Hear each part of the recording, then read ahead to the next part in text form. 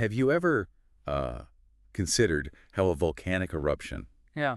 could inspire some of the most iconic monsters in literature? Oh, absolutely. We're going back to a time when summer vanished and the world was plunged into darkness. Right. And this group of writers huddled together in a villa, Yeah. and their imaginations were just sparked by this incredibly chilling atmosphere. Yeah. Are you ready to dive into a story of volcanic ash and literary rivalries I am. and the birth of both Frankenstein and the modern vampire? Let's do it. So this all begins with the year 1816, Yes. a year that went down in history as the year without a summer. Yes, the year without a summer. What happened? Well, the culprit was a massive eruption of Mount Tambora in Indonesia. Oh, wow. The year before, in 1815. Okay.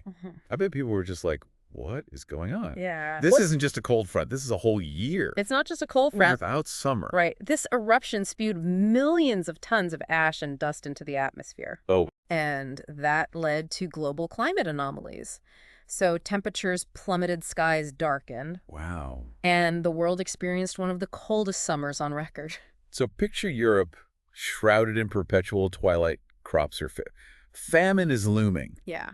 And there's just this pervasive sense of unease. Right. It's in this really unsettling atmosphere that we find our group of romantic writers, Yes. Lord Byron, Percy Shelley, Mary Shelley, and John Polidori, Yes. seeking refuge in a lakeside villa in Switzerland, Yes. known as the Villa Diodati. The Diodati. So the Villa Diodati, even before these writers arrived, Right. it already had this kind of notoriety. It did. It did. Right. Whispers of scandalous affairs Oh, yeah. and really unconventional lifestyles Yes. surrounded Lord Byron, the owner of this villa. Absolutely. And this wasn't just, a meeting of the minds. Right. This was a convergence of really strong personalities caught in the middle of a world that was just completely turned on its head. Okay, so we've got this incredibly dramatic backdrop. We do. The world's in chaos. We've got this secluded villa Yes. with this scandalous reputation. Yeah. We've got this group of brilliant and somewhat eccentric writers. Yeah. They're trapped inside by this relentless rain. Yeah. You can practically feel the tension in the air. Absolutely. What happens next? So they had to find ways to entertain themselves, and they started reading ghost stories from a collection called Phantasmagoria. Oh. They discussed scientific theories, and they even debated the possibility of reanimating corpses. Oh. And you have to remember that this was a time when science was pushing boundaries. Right. And a lot of people were fascinated, but also frightened by the implications. I can only imagine those conversations. Yes. This sounds like the perfect recipe for some spooky inspiration. Exactly. And it was one evening in the middle of a raging thunderstorm. Byron proposed a challenge. Each of them would write a ghost story. Oh, wow. And little did they know that this friendly competition would give rise to two literary masterpieces that would define the horror genre. Talk about a high-stakes writing prompt. I know, right? Okay, so let's start with Mary Shelley. Okay. Best known, of course, for Frankenstein. But it's fascinating to learn that she really struggled to come up with an idea initially. She did. Yeah. It wasn't until she had this really vivid dream, fueled by all these conversations about, bringing corpses back to life, Right. that inspiration finally hit. Okay. And she described this dream. She said she saw the pale student of unhallowed arts kneeling beside the thing that he had put together. Oh, wow. So it's no surprise that this chilling image became the foundation of Frankenstein. I can see how that atmosphere, that really eerie atmosphere, Right. combined with these scientific discussions, Yeah. that could easily seep into your subconscious Yeah. and your dreams. Right. It's almost like that line between reality and imagination is blurred. Absolutely. And while Frankenstein is a chilling tale of horror, Yes. it's also a profound exploration of themes that were very relevant to the time anxieties about scientific progress. The fear of playing God, Right. the consequences of unchecked ambition. Yeah. These were all ideas that resonated deeply in the early 19th century. It's like the creature abandoned by its creator became a symbol of all those fears, right? Absolutely. This cautionary tale Yeah. about the dangers of scientific advancement Right. without ethical consideration. Exactly. And if we look closely at the novel, Yeah. you can really see how Mary Shelley skillfully weaves those anxieties into the narrative. Right. The creature's isolation, its longing for connection, its rage against the world that rejects it. Right. These are all reflections of these deeper societal concerns that were brewing at the time. And let's not forget about the setting of Frankenstein. Yes. These desolate landscapes, the icy wastelands, the stormy seas, Right. they all mirror the bleakness of the year without a summer. They do. It creates this almost apocalyptic backdrop for the story. It's as if the natural world itself is mirroring the turmoil and the darkness of the human experience. You know, Mary Shelley wasn't just telling a scary story. Right. She was capturing the essence of a world in upheaval, a world grappling with profound changes, unsettling questions. Right. It's fascinating how she took this really personal experience, with loss, and turned it into this universal story about, the consequences of our actions. Yeah. The creature's abandonment mirrors her own feelings of being abandoned by her father. Absolutely. And what's remarkable is how Frankenstein continues to resonate with readers today, centuries later. Yeah. It speaks to our enduring fascination with the boundaries of science and the ethical dilemmas that come with pushing those boundaries. Okay, now let's talk about John Polidori. Okay. Byron's physician, who also participated in the Ghost Story Challenge. Right. Now, initially, he struggled to find inspiration. He did. But then he came across this fragment of a vampire story. Yes. That Byron had started, but left unfinished. Right. And that fragment proved to be the spark that Polidori needed. It did. He took Byron's idea and developed it into his own tale, The Vampire. Yeah. Which would go on to shape the vampire archetype as we know it today. Absolutely. So it's like the vampire was waiting in the wings. Right. And Polidori, with a little nudge from Byron, brought it into the spotlight. He did. What's interesting is that Lord Ruthven, the vampire, in Polidori's story, bears this striking resemblance to Lord Byron himself. Absolutely. The similarities are undeniable. They are. Both Lord Ruthven and Lord Byron possessed this charismatic, yet dangerous allure. Right. They were captivating figures, but they left this trail of broken hearts and shattered lives in their wake. Yes, very Byronic. Polidori had witnessed Byron's captivating and sometimes destructive personality firsthand. Yeah. So it's no wonder that those observations found their way into his writing. Right. It's almost like he took the essence of Byron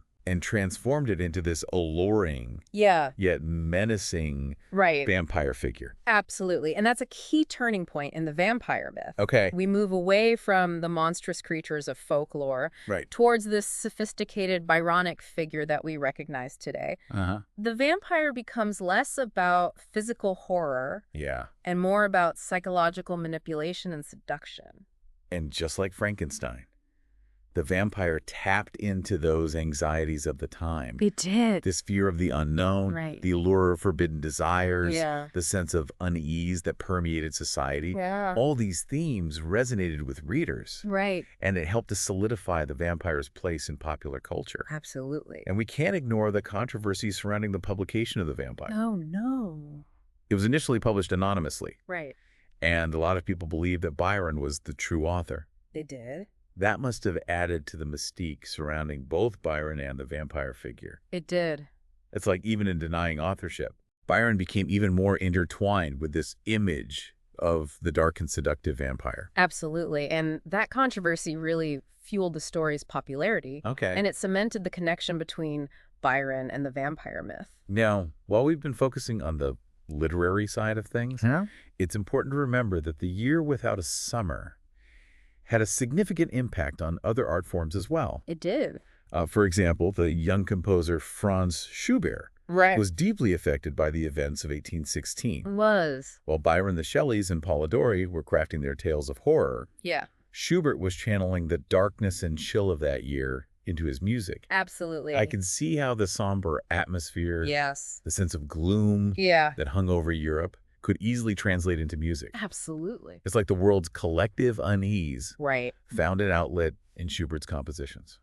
His Symphony No. 4 in C minor, known as the Tragic, is a prime example. The dark, brooding tones, the dramatic shifts in mood. It's almost as if you can hear the echoes of that volcanic eruption in the music. It's like Schubert was capturing the emotional landscape of the time. Yeah. Giving voice to the feelings of fear and uncertainty. Absolutely. And even a sense of awe that people were experiencing. And if we delve a little deeper into the works of all three artists, the writers and the composer, we find this recurring motif. Okay. The figure of Prometheus. Ah, Prometheus. Yes. The mythical titan who defied the gods and stole fire for humanity. Exactly. He seems like such a fitting symbol for the Romantic era. He does. With its emphasis on individuality, rebellion, and the pursuit of knowledge. Absolutely. Byron wrote a poem titled Prometheus. Okay. Percy Shelley penned his own version of the myth in Prometheus Unbound. Right. And Mary Shelley even subtitled Frankenstein the modern Prometheus. Wow. It's as if Prometheus embodies the spirit of that time. Yeah. This desire to push boundaries, to challenge authority, even if it means facing dire consequences. And this connection between Prometheus and the themes explored in Frankenstein is particularly striking. It is. Both Prometheus and Victor Frankenstein dared to play God, to manipulate the forces of nature. Yes. And both faced tragic consequences for their actions. They did. It's like Mary Shelley was drawing a parallel between this ancient myth and the scientific advancements of her time, suggesting that the human desire for knowledge and power can be both a blessing and a curse. And Schubert, too, was drawn to the Prometheus myth. He was? He composed a piece inspired by the story, Yes. capturing that spirit of defiance and the struggle against overwhelming forces. Yeah.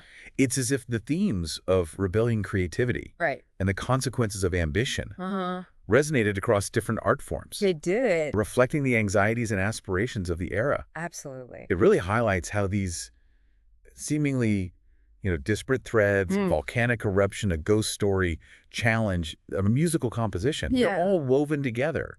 Into this tapestry of creativity and cultural expression. It's a testament to the interconnectedness of everything. A natural disaster on one side of the world can ripple out and influence the creative output of artists thousands of miles away. And it's not even just about that direct cause and effect.